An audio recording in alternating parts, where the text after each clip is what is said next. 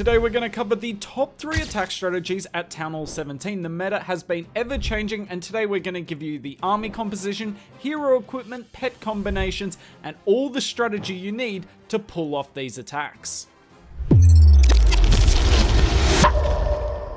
We're going to start the video off with double clone recall mass dragons. This attack strategy is super simple, super strong, and it has far less of a reliance on epic hero equipment than any of the other strategies you'll see today. In fact, the only epic equipment is the spiky ball, but even then the spiky ball is not going to be the difference between a 3-star and a fail. Now the theme of this video is going to be me doing not so good attacks but still getting 3 stars with these strategies. Essentially, you don't have to be perfect to get a 3-star. So what you need to do at the start of this attack is figure out what you want to do with your giant arrow. Now I do miss that sweeper there. I was definitely going for that sweeper, but it's not the end of the world. So we got a mini queen charge here, and I want her to set a funnel on one side. She's also going to get this air defense down, which is super good, and I think I'm going to let her get the bomb tower here and then recall her in a second. Come on, hooked, recall. Yep, there we go. So we've set a funnel on this side, then I need to set a funnel on the other side, so that's up here, and we're going to spam our dragons into the toughest part of the base. That way our Eternal Tome has the most value. So we got the Warden here, dragons, balloons, Blimp, and then I make a catastrophic mistake here. I completely forget to put my minion prince down. I'm not very good at using the minion prince. I do recommend using the minion prince with this attack strategy because all of the best Hydra clone players in the world are using the minion prince. I personally prefer the royal champion, but if all the pros are using the minion prince, I think that says everything you need to know about this attack strategy. Now you need to make sure you spread your clones out like I did there. I spread my clones out, and the balloons got far more value rather than all being on the same tile and getting wrecked by the Giga Bomb. Unfortunately, my queen did go down. I didn't put my king down early enough to tank, but it's important that you don't get the king or the queen in range of the CC, because if there's an ice golem in it or a hound in there, you are going to pull it. So that's why I delayed the king a little bit. The minion prince ability goes off here, and look, this attack was terrible.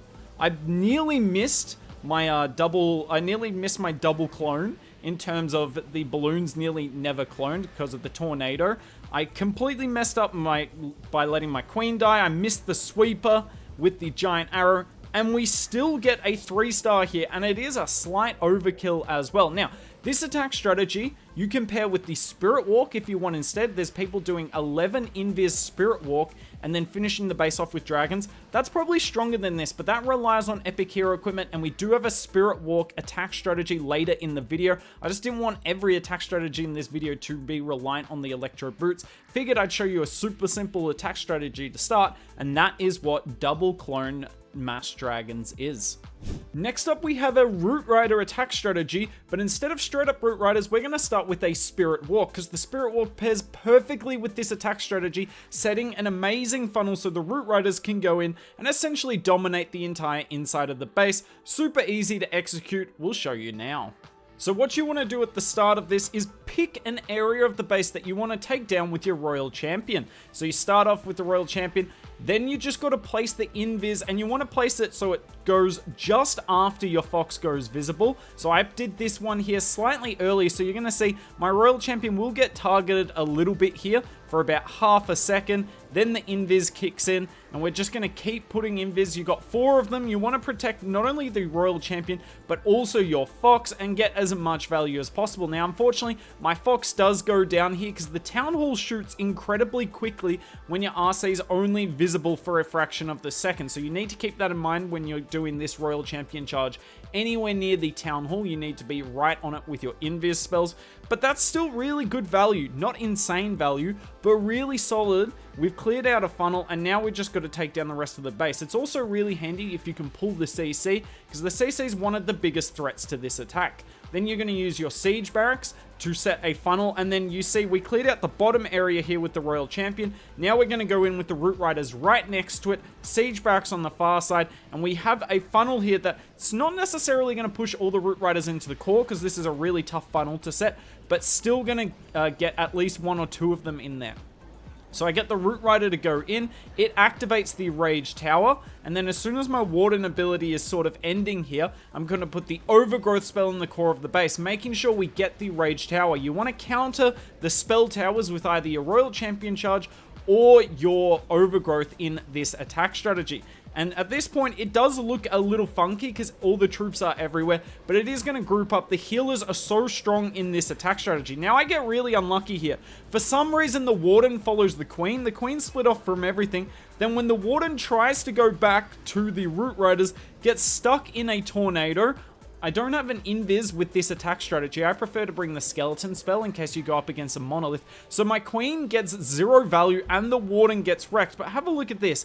I've still got so many troops up. I've still got my King ability. We're just using the Valks on the outside of the base here. I didn't really point that out at the start of the attack. But you kind of just drizzle the Valks in so that your King, Queen, and the Root Riders go in the center of the base. We can swag the King ability, essentially. Still got 3 of the Root Riders up at the end here. And whilst it's not a complete overkill, this attack strategy did not go perfectly at all. It is so strong, and it's easier to do this Spirit Charge than you think, because it is only 4 invis spells. And the last attack strategy of today, and probably the most difficult, is Warden Charge Rocket Balloons. Now, in terms of the hero equipment, you do need the Fireball level 24, because that is a high enough level where you can finish off a supercharged Ricochet Cannon with 2 Earthquake spells, but obviously the higher you have it, the better.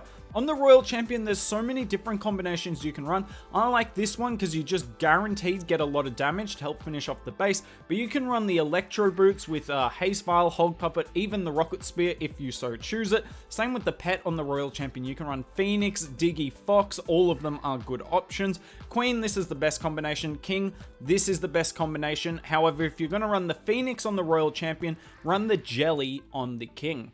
The first thing I want you to think of when you're doing this attack strategy is, where am I going to fireball? So for me here, there's 2 options. I can either go for the Monolith or the Fire Spitter. So I start my Warden on the bottom side of the base. Then the next thing you've got to think of is, can I get Flame Flinger value anywhere? So I'm going to pause this quickly. Have a look throughout the base. There's Expo, Ground Bows everywhere on the corners.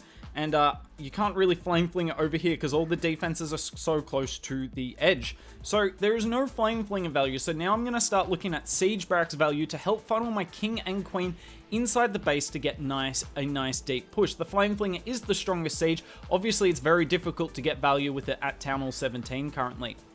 Now we're coming in with the Warden Charge here, and I think one of the important things to remember with this attack strategy is you've got 5 invis spells and only 2 rages and 2 freeze. So unless you absolutely need the rage spell, don't use it. Now we do get okay fireball value here, a Monolith and the Clan Castle, but I deliberately picked this replay for this video to show you that you don't need to get the craziest value in the world. You don't need to get the entire core of the base for this attack strategy to work.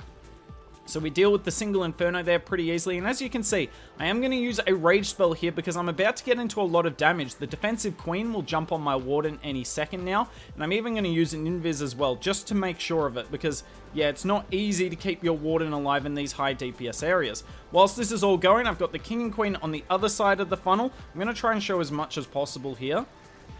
And I'm just going to keep putting invises down on the Warden here. The Siege Barracks has done a good job funneling for the King and Queen.